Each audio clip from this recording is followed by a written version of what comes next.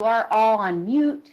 And if you have any questions during the presentation, don't hesitate to type them into the chat window, and Kent will be watching those for me.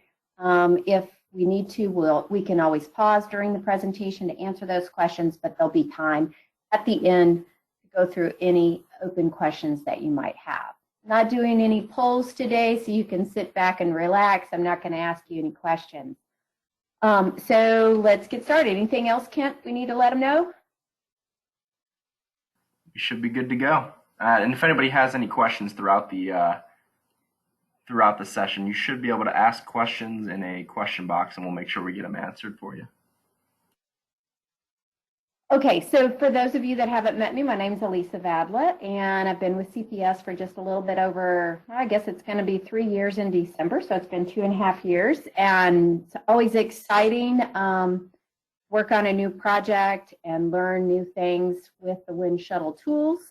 Been working with WINSHUTTLE for over 8 years. Came from McKesson prior to working for CPS, and did actually development there for them with their WINSHUTTLE tools. So I don't know how many of you might have joined me back in November, but in November we did a WEBtips on what we called auto post, which WINSHUTTLE, as they are notorious for doing, changing names, is now called auto run. And so today's topic is going to be going over auto run in an Excel workflow. So one of the new features WINSHUTTLE came out with in version 11 was what they called an Excel workflow. So instead of a form and workflow where in the previous WEBtips I showed you how to use routing an Excel spreadsheet around using a form to carry it and getting your approvals, and then plucking it off and allowing it to be able to post on the server. Today we're going to show you that similar functionality, but using an Excel workflow instead of a form and workflow. So it is a new feature. So we'll talk a little bit about what versions it's available in, so some of you can, level set if you can do this back in your own environment, or if it's something you feel like you need and maybe you need to look at your upgrade plan. So today's topic again is auto run in the Excel workflow, and the purpose is to allow us to have an Excel spreadsheet full of data, maybe a journal entry, an FB50, and be able to route that through workflow. And then at the end, after it's been approved, we can post that to SAP automatically. So, we always like to showcase projects that we've been working on. So for the last month or so, I've been working with a company in automating this process for them. Lots to learn because of this being a new feature of WINSHUTTLE. It's not heavily documented. So, of course, a lot of things is trial and error. So as we go through, we learn things, and then we try to document as best we can for ourselves. And so this is a great way to get some of those things documented and shared with you in case you need to look at this in your company as implementing. So the example I do have is a single journal entry with supporting documentation. At the project I worked on, we did more than just single journal entry. We actually did single, multi, and reversals. So I kind of simplified the project a little bit here so that you guys could get a grasp of the basic functionality. So we'll go over that, and at any time that I can chime in on add what additional functionality we did, and maybe I don't have time to show it to you, I'll do that. So with that being our topic today, we are basically I'm going to highlight how I developed this application. There's a lot to it, so I don't want to bombard you too much with all the details, but at least give you a high-level understanding of the steps we took to develop, and then get into a demo so that you can actually see it work. So the first step in creating your Excel workflow is you have to actually create an Excel workflow. And an Excel workflow is an option, not much different than the Composer workflow, but you're just going to choose an Excel workflow instead of just a regular workflow.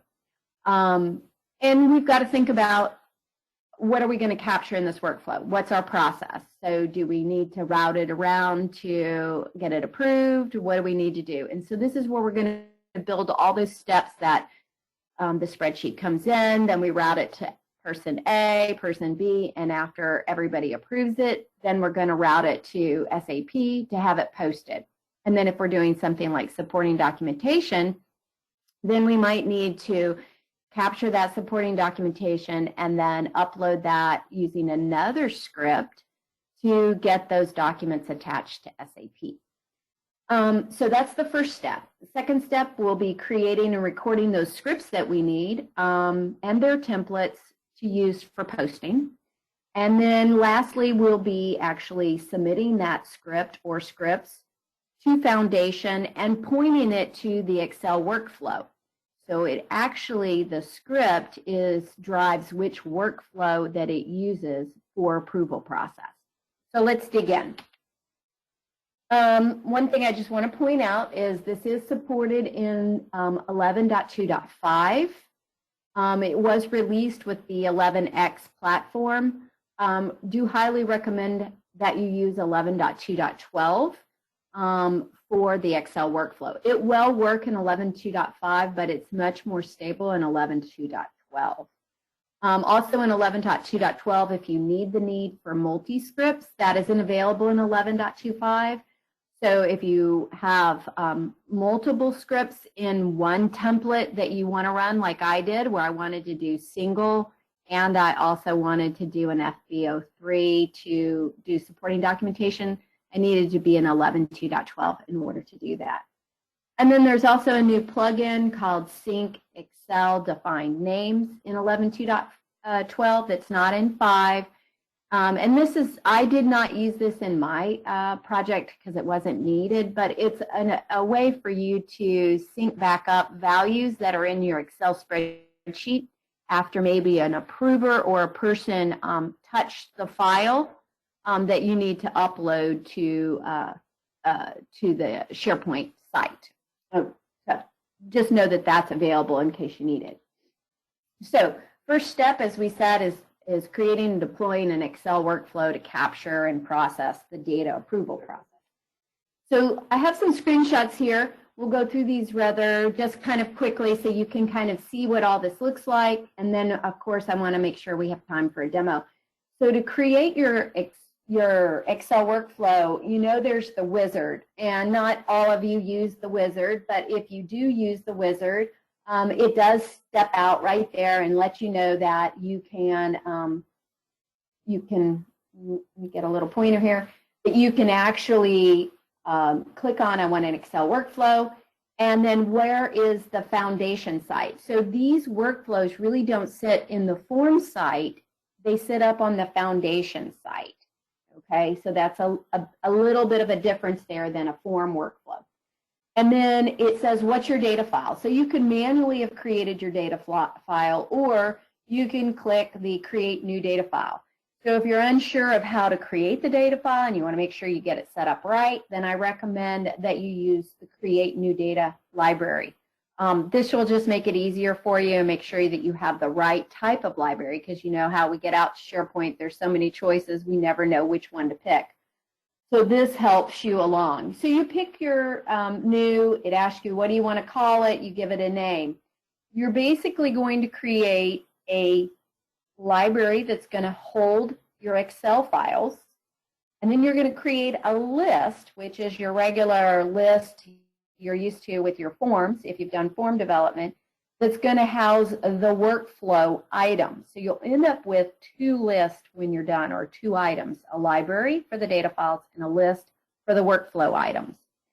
So the next screen I have here is just kind of showing you, there's the Foundation site, there's the name of my workflow, and that will actually create a list called Journal Entry Workflow out there. And then maybe whatever your data file a library name is. So this is on, when we're in Composer, this is on your workflow tab, the main tab. And then I wanted to also show you the form data. The form data is a lot different. And again, like I said, there's lots to learn here, so you're not going to learn this all today on this call, but at least you'll be familiar with some things that there's this, in your structure, you can see all of the standard fields that get created with that data file library that we created over here. And with those, you can actually promote them to SharePoint. So you're basically taking those fields and exposing them. You can also create new columns if you need to. And that's something that we had to do in order to get like something like posting date or run log or things like that up on our library, so we could use that in our workflow. We'll talk a little bit more about that. So this is kind of like just an introduction to how do you get this thing started, okay? And I'll just make one note here that I have found using the product over the last month is that I share caution when you're editing your columns here, or you're changing things up, or you're adding additional columns. I have seen times where Composer, the solution will get what I'll call corrupted. It's not really corrupted, but basically what happens is things get out of sync and it gets a little confused. And what ends up happening is all your transition lines go away. So if this happens to you, don't freak out. You just need to either roll back to a previous version and then apply your changes in a more orderly process. I find if I start deleting, adding columns, then Composer gets confused. So I think this has been reported to WINSHUTTLE, and hopefully they'll have an enhancement on this so this doesn't happen to us too often. You can get around it. It's just a little frustrating sometimes. Okay, let's look at the next screen. Step one, we're still working on our workflow. We've got an approval process. So this is the standard things that you do when you're creating a Composer solution. You have to determine how are you going to route this around? Who needs to approve it? Are you going to use a SharePoint group? So this is the same as you do with your form workflow, but here you do have a couple additional options, like maybe there's a dollar amount of the journal that you want to expose, and then you want to route it around based on that dollar amount. So that might be one way. Or you might have some kind of approval table in SAP, which is what we did with my last project, where we actually used query to populate that data in SQL, and then we used a workflow participant workflow control to actually figure out who, based on if it's Elisa that submitted it and Lance is her manager, then Lance needs to approve it. We actually built in not only a SQL query out of SAP to stage the data, but we also used SQL to resolve our swim lanes for approval process. And there are some other parameters that are used with the Excel workflow that you wouldn't see in a form workflow, and one of that would be like include the data file. And so if you're sending this email off to your approvers, there's a good chance they're going to want to see the data file. So if they're on their phone and they want to open up the data file, they can do that. Or, of course, if they're approving this online, then they can look at the data file. The next thing you have to think about is, are we going to allow our approvers to make changes to the file? Do we want to keep that file locked down that once the submitter submits it, there's no changing? So this would be the allow replacement. So if you have this set to false, which I do in my environment, then that means no changes can be made to the file. It's locked down. So if the approver doesn't like something, he has to either reject it or submit it back to the requester to make changes. Comment required. This is a common one that you see even in form workflow, but if the person rejects it, it's not nice to reject without giving a comment. So a lot of times we want to flip on rejection. Maybe you don't want to comment any other time unless they reject it, so then you can turn that to on rejection or always or whatever you might need there. And then another feature that is out there is called require review. So you'll see me actually approve these items in Excel add-in, And so what we can do, we can enforce it on email, and we can't really enforce it on email approval because we don't really know if they looked at the file. But if you do need to enforce review, meaning make them open up the file and look at it. I can't make them do any more than look at it. I can flip required review to yes, and that means they'll have to open the file before they can approve it. So those are just some additional features that you get when it comes to the approval process. So I'm going to move on to the next feature, which is just talking another little bit of, hey, yeah, maybe you want to do email approval. We did do email approval in my project, and so you can make that happen. If you haven't used email approval before, and when you turn that on here on your email approval, then that turns on these two links, allowing the user to approve the request via email. So they click on approve or reject, another email pops up, they can put in comments if they want to, and then they send it back. And then what happens is, SharePoint and all the magic picks up that email and says, hey, this person approved this item, gets marked for approval. They never have to go to the system and actually do it. So that is another option that you can do. And then you can see here we have include data file. You can include the data file here so that we actually have that on the email for them to review. Again, we can't force them to open this file in the email approval part. Okay, let's talk a little bit about the new plugin, which has been renamed to Auto Run. It's no different than the Auto Post that I showed you back in November. It does have a couple additional features, which one being you're allowed to pick the script that you want. So you can see the script here, you can select, and the other thing I would point out, have some other options like, do you just want to validate? No, you want to actually post. How many times do you want to retry? What's the number of minutes you want to wait between each retry? And there is a runner node here that you can dictate hard code who the runner node is. The way we liked and ended up doing it was if we want this to be processed by let's say a service account, not an actual individual, we would set up a swim lane called batch account, and then we would hard code that swim lane to be that maybe the service account that's carrying those SAP credentials. And so that means it'll actually get processed by the person in that swim lane. And you have to make sure that you put the actual node in the swim lane you want to run it. So that was kind of a little thing, it's not really well documented, but figured that out through trial and error and asking questions to WINSHUTTLE.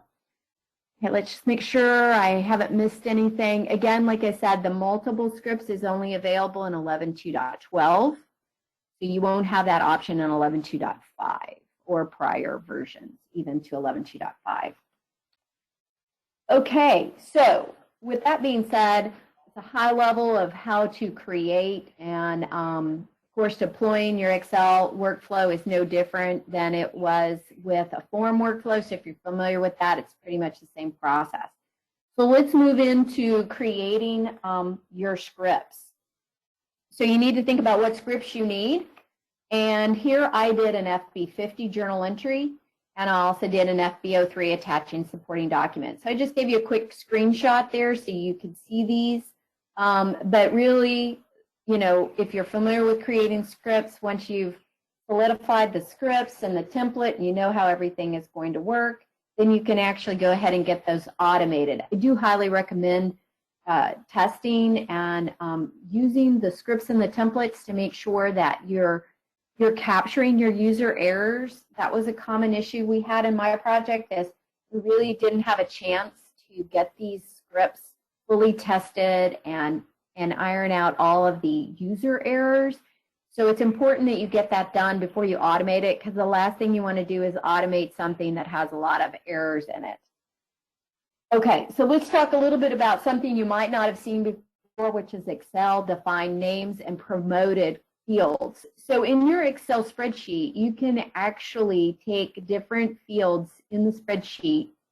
For example, like company code, document date, type of journal entry. These are the things that I've actually defined in my worksheet as defined names. Once they've been defined, then I can actually go over to my properties advanced properties and go to my custom tab, and I can link them up basically by picking the name and the value that I've actually saved it as.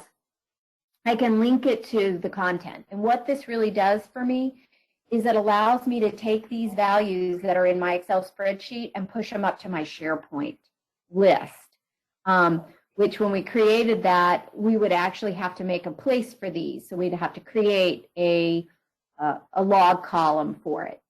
So again, like I said, there's a lot to learn here, but I just want to introduce you to where these things are located and that they are available. Because if you need to do something like routing based on company code, then where is that data located? Well, it's located in the Excel spreadsheet, which is like your form, but it's not a form anymore, it's an Excel spreadsheet. So we need to get that data promoted so that we can use it in our workflow, in our transitions, and make decisions based on that information. Okay, macros. Maybe you want to build in macros into your Excel templates. Here, this is a template that was really provided by WINSHUTTLE. This assists with the limit for 999 in the current, some of the current versions of SAP has a limit for number of lines in a document. So you could build that also into your, where your users are using a macro to split their documents, and then you're actually posting the split document. So that's just another thing, again, optional that you can build in, and we did in our project. Okay, with that being said, we have our scripts created, we have our templates created, and now we're ready to link the two together. Step 1 and step 2, we're going to link together when we do the submission to Foundation. And so let's take a quick look at that. So when we're submitting these scripts to Foundation, before you might have always used the single scripts. Maybe you haven't done any multi-scripts, but what a multi-script allows you to do is to have multiple scripts that use maybe different tabs of your spreadsheet that have different functionality. For example, I had an FB50 tab, as you can see here, an FB50 tab, and I also had an FB03 tab. And I have different scripts using different tabs, and I basically submit them to Foundation as what we call a multi-script instead of a single script. So that's why that's checked. And in this example, you could even have the need for a separate validation script than your approval script. And in my project we needed to support different date formats for Europe and American formatted dates. So we were doing our validation and simulation, making sure our data was good before we even submitted it, was different than maybe the account that was posting this. So our account, let's say, was posting in European date, but our individual was sitting in America, in the United States, and they were using an American date. So we needed to be able to build around that. So we not only had some formulas in our spreadsheet, but we also had a validation script that was separate. And so you can see I have the approval, which is done for the actual posting, and then the validation is done for validation and simulation only. And then our FB03, which is doing a BDS batch script to actually take our supporting documentation and upload it to our script.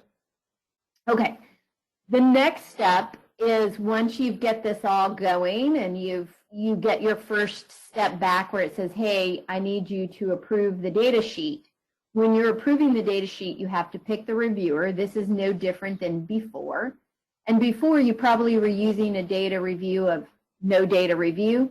Now what we do is we use a custom workflow, and I don't have that on the screen, I apologize here, but you pick the workflow that you just developed. And so mine was called Test Excel Workflow with Auto Post. And then you also have to pick the server.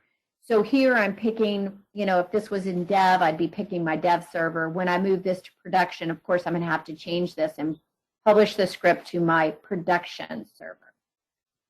Okay, like I said, lots to learn. I want to give you a look of how this looks once we've uploaded these multi-scripts, in case you're not familiar with multi-scripts, but of course they would be located in your transaction script folder, and you can see it right here, FB50, single JE approval. Notice that there's no T code, and that's because it's a multi-script. From here, you really can't tell anymore that it's a multi-script other than that T code being blank. I'm trying to think if there's another column, but I guess it really doesn't. So I've given you a couple screenshots here where I've opened it up in Studio. So here I've opened it up and you can see it's ready for production. You can see the script name, and you can also see the workflow name there that it's attached to.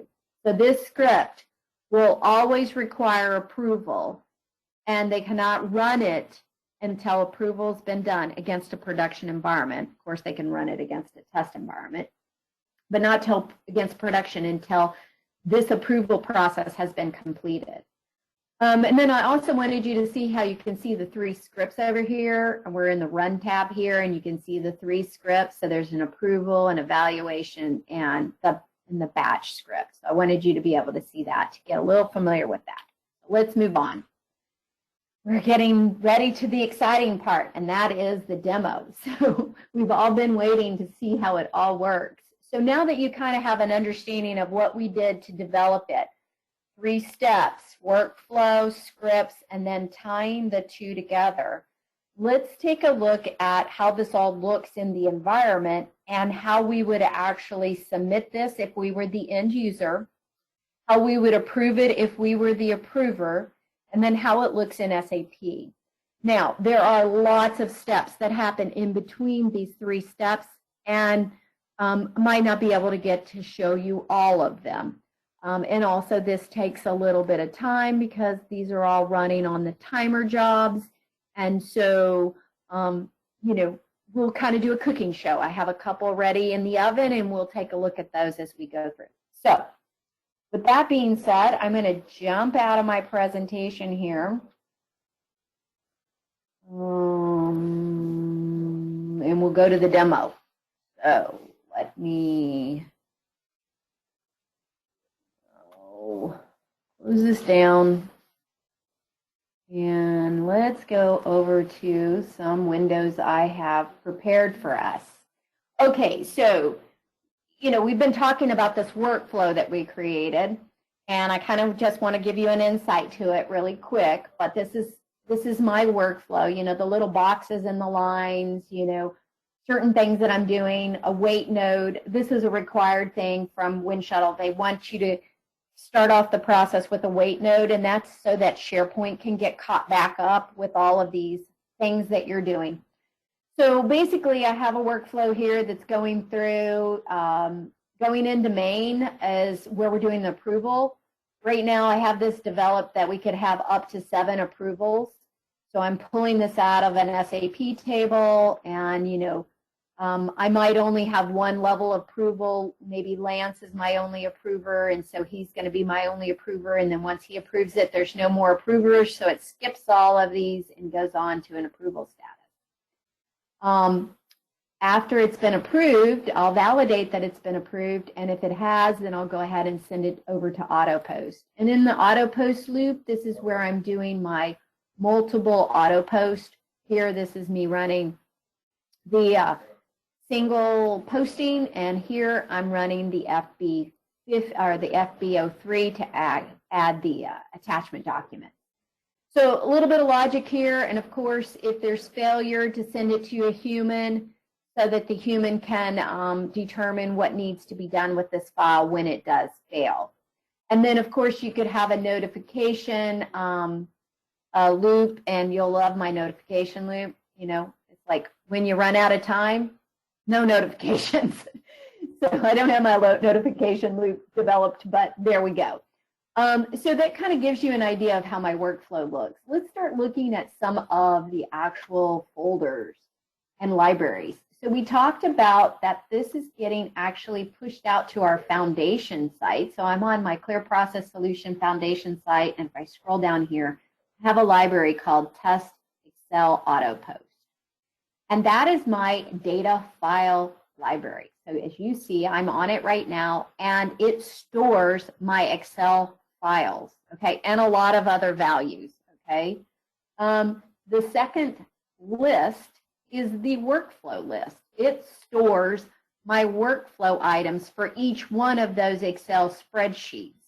And I have a couple here that are in the posted state, one waiting for approval, another one waiting for approval, one being sent to an admin. So I've got a status here so I can see wherever they are in the process. So again, those two tables are related. This is the actual source of the Excel file. So the user basically, in a sense, drops it in here. And then once workflow picks it up, then workflow starts. And this is the workflow item of that Excel spreadsheet. So a little bit different there.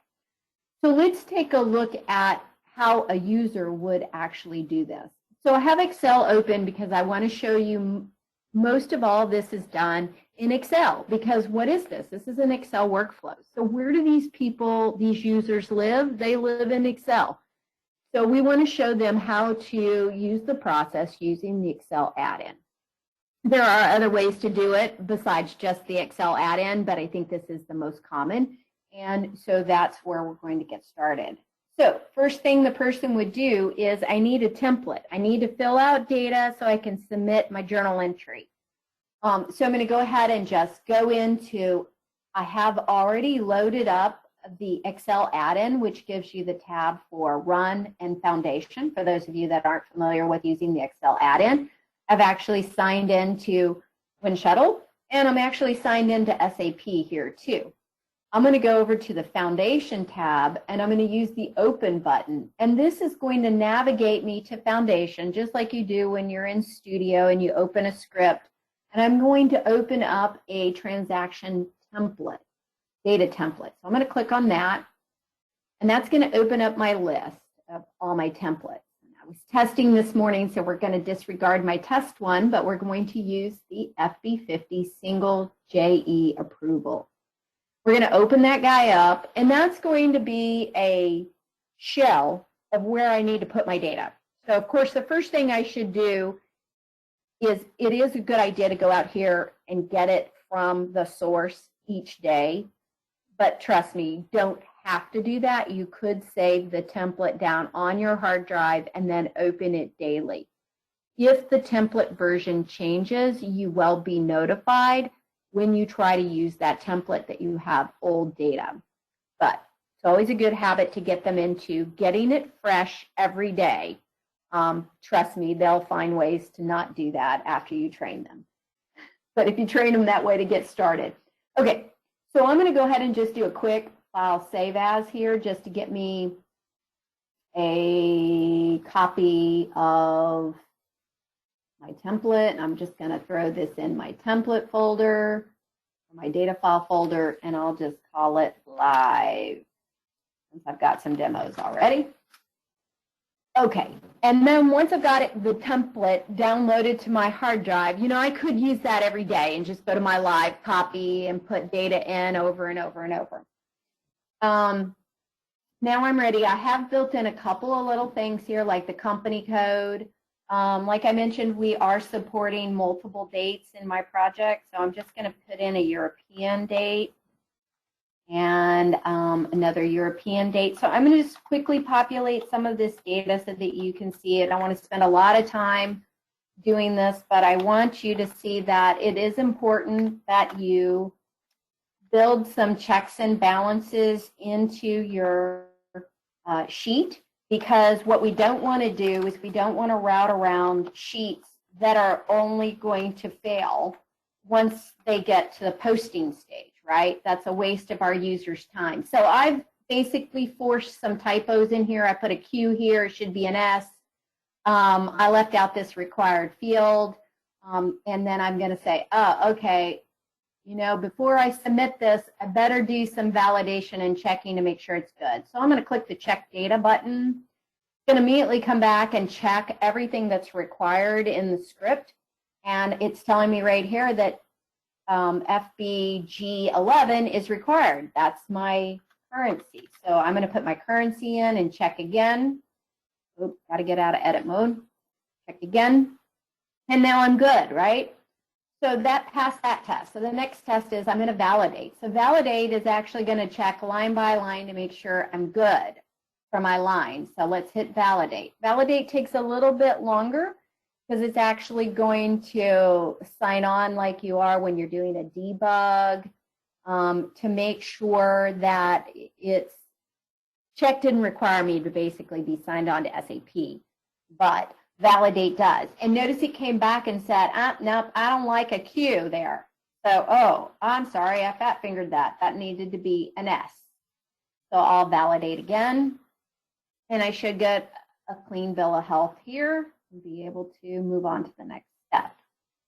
So I did. And so the last one is simulate. And to understand what simulate does, it's basically getting the transaction to go all the way up to that final equal BU, which is the save button, and stopping. So it's going to report what issues you have to the entire document. So we're going to simulate. And you might have seen these if you're familiar with SAP. You can do simulates in SAP. So it's very similar to that, but it's doing it actually down here in Excel. So if this document comes back good, it'll say, yep, no messages returned from SAP. So this should post if it goes to SAP. So if I send it to my approver, it should post. So let's go ahead and do that. So I'm going to go over to the foundation tab, and I'm going to submit to foundation. So what this is taking is my live spreadsheet, and it's going to push it up to that directory. Remember that folder that we talked about that stores all of our files? It knows that because it's embedded in my scripts, and my scripts are embedded in this template. So I could put a description here, but I'm not going to, but I can. Live or something here. Not really necessary. The next step is supporting documentation. So if I want to attach supporting documentations here, I can do that by clicking my Add New. Navigating somewhere, maybe I've got some supporting documentation that I want to put up there. Now, if the file is already there, it will warn you. So in other words, it won't let you put the same file out there twice, because then it won't know which one you really wanted, and you would be maybe writing over somebody else's file. So I'll increment that to 4, and then we'll put that 4 in there. There isn't an adding existing tab here option. With the way we designed our project, that became a problem, and we are leaning away from not using existing. They should always be putting new documentation out there. And that depends on your workflow, if you're allowing it to go back to the submitter, make a change. So all of that will have to be defined when you're defining your requirements. So if you got the wrong file, you can X, and you can do multiples. So if you have another one you want to submit, I'm just going to let it go with this one. Once you've got your supporting documentation here, then you can click Next.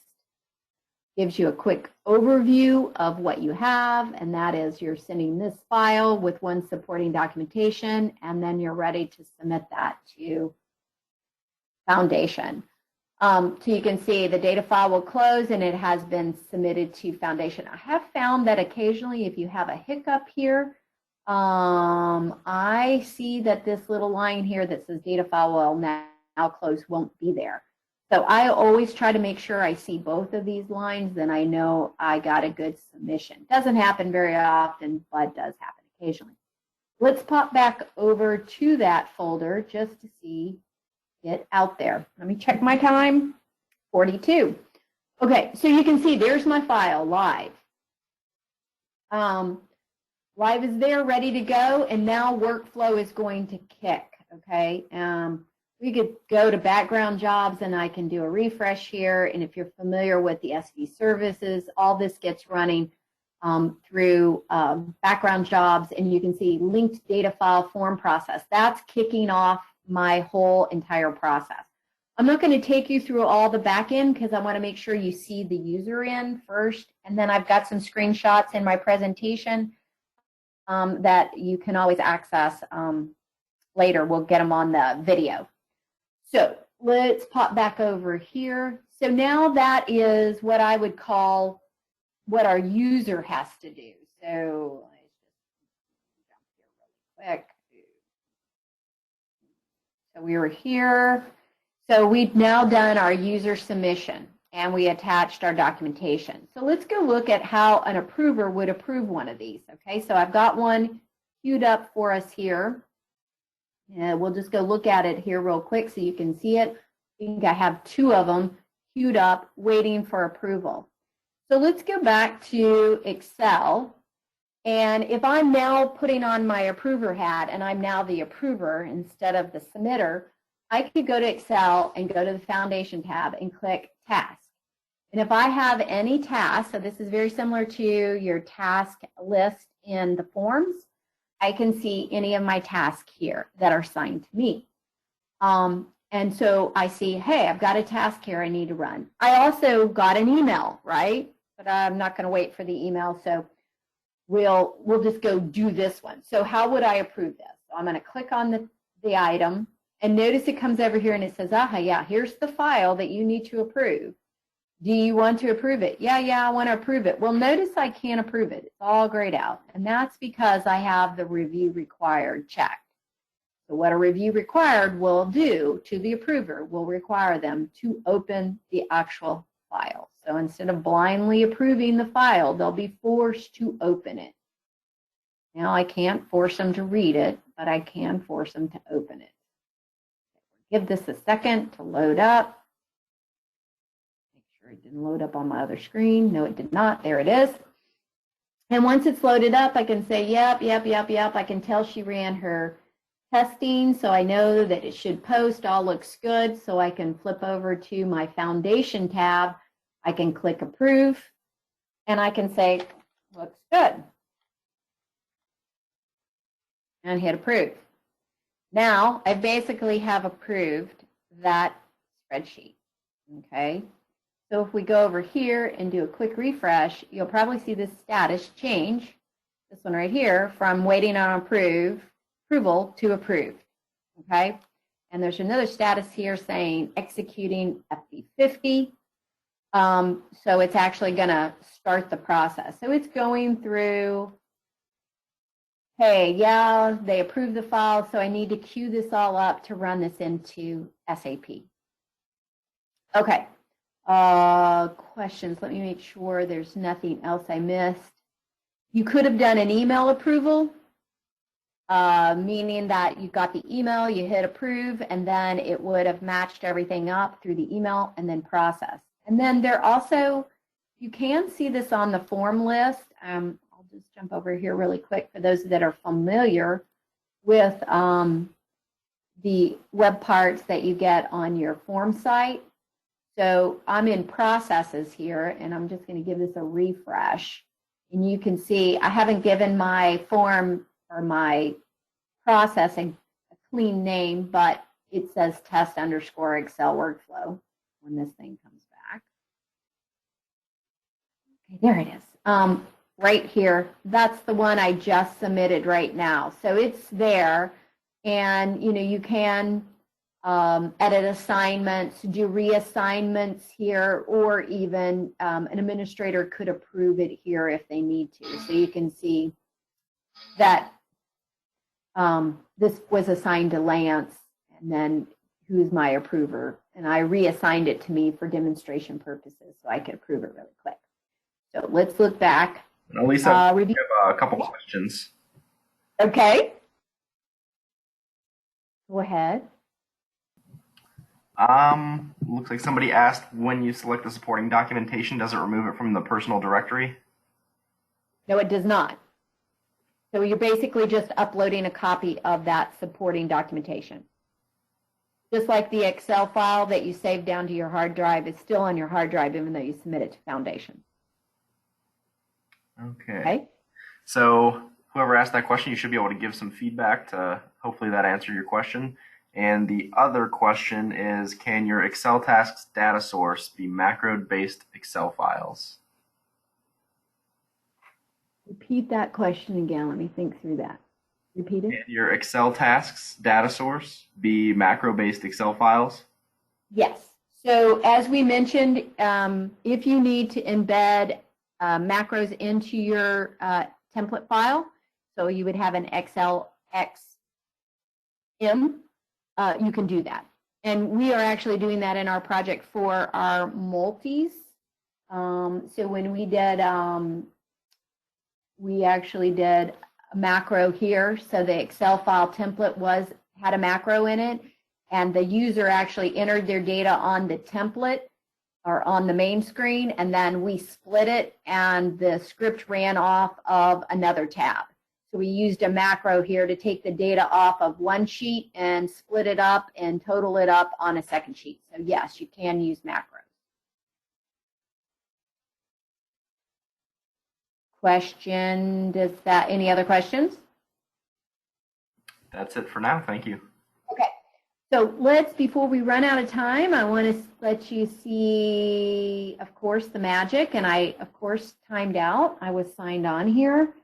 But, of course, all of this is getting ran into SAP. And let's just sign on real quick. And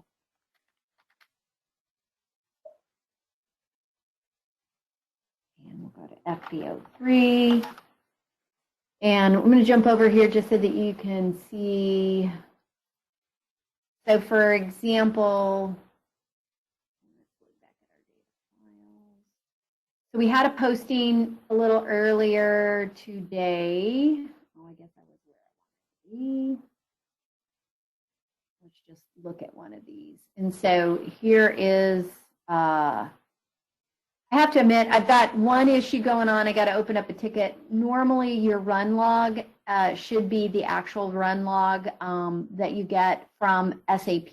And right now, mine's not promoting back. So I've got to open up an issue with WINSHUTTLE, figure out why. It is working on my client, but it's not working on my CPS environment. So I'm going to go ahead and just open up this spreadsheet really quick. I'm pretty much sure, but if we take what we want to do is 91. Let's get back over to P, and we'll do 100. Instead of 90, we'll do 91. And company code 1000 for year 2018. And we're going to go into the FBO3 so that you guys can see this posting. You can see here's my posting for this document for these amounts. You can see that. And then the other piece I want you to see is the attachments. While that's loading up, I'm going to flip over to the attachment screen. So we're using a PowerShell script to actually populate this information instead of the user having to do it. So after this post, what it does is we use a PowerShell script to grab the document number. And thanks to Kent, he helped me write, he wrote that. The physical year, the company, and then we actually go get the URL that we uploaded that attachment to. And let me go back over to SAP, and we populate this sheet. And so then this sheet is ran up against SAP to get the data into SAP. So that just went away. So let's look at this. So we have two attachments that got attached with this journal entry. Get that to come back up. So we are doing some magic behind the scenes just to automate this process from end to end. So you can see there's an FB50 single JE demo 2.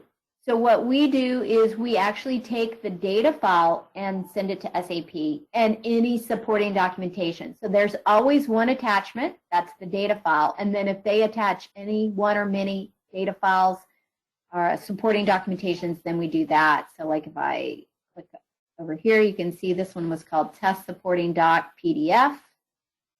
And if we go back to SAP, you can see there's the test. And if I open that, it's, I don't even know what it is. I think it's People Picker PDF. I just grabbed a file. So it's opening up that PDF. So the user attached it, and then it ends up being posted to SAP for supporting documentation.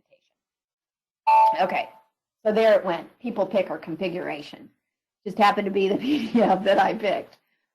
Okay, so there you can see it in SAP. Let's click back really quick here just to look at the demo. So we showed you how the user submitted this. We showed you how the approver approved it. And then we showed you how it actually posted to SAP.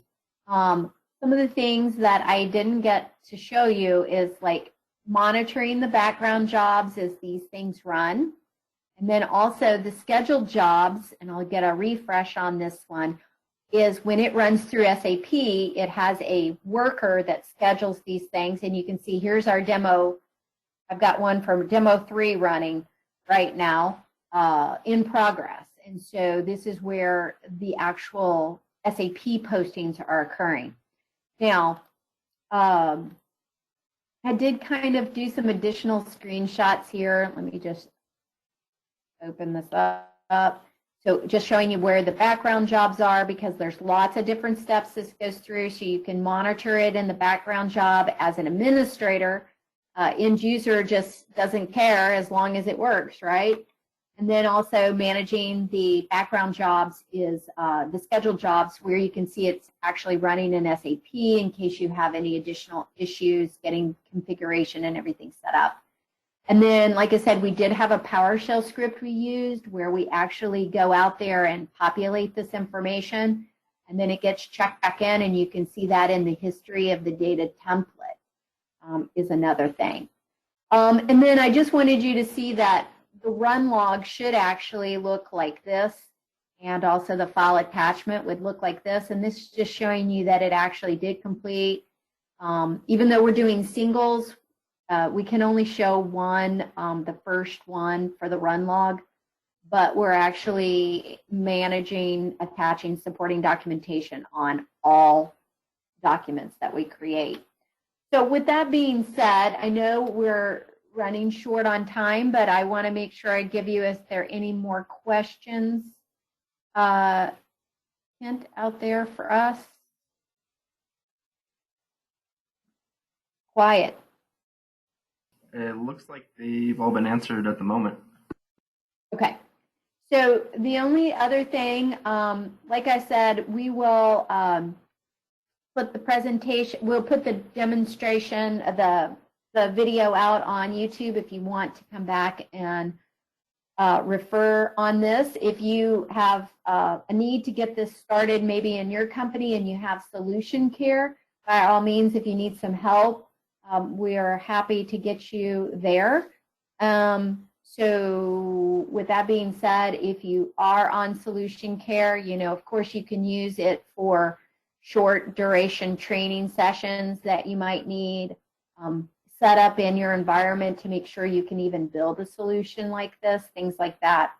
So know we're there for that. And then I want to make sure that I mention the events that are coming up. Looks like on July 19th, we'll be doing WEBtips on custom log messages and reviewing and renewing SAP sessions. And then on the 16th of August, we're going to do validation tools. And today is the Ohio WUG. So some users are maybe there instead of watching this live. But the next one is scheduled for the week of November 10th. If you are in the Ohio area and want to attend our Ohio WUG user session. Let me see, any other questions that you have? Okay, well, everyone knows how to reach us if you have questions or comments or need some assistance in this area. We'd be happy to help you. And I guess that's all. Thank you guys for attending.